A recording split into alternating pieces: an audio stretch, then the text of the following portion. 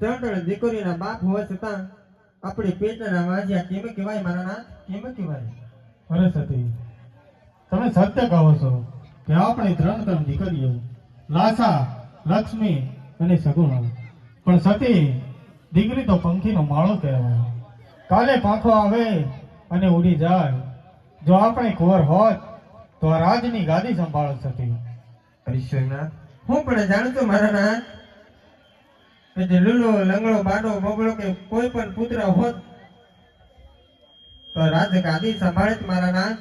પણ સ્વામી, આજે વિધિના લેખમાં કોણ મેઘ મારી શકવાનો હતો મારા નાથ? આજે ભાગ્ય માવો એ ભોગવવો પડશે સ્વામી. સ્વામી, માટે વન જવાની રજા માગી રહ્યા છો ને મારા નાથ? હા સતી. હાલમાં આપી દીકરી સગુણા 16 વર્ષના ઉંમરલાયક થઈ ગયા છે મારા નાથ.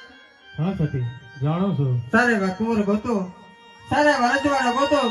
આજે દીકરી સગુણા હાથ પીડા કરી પછી સતી મિનડવાનો તમે જમણા હાથનો વજ્ર છે હો મારા નાથ.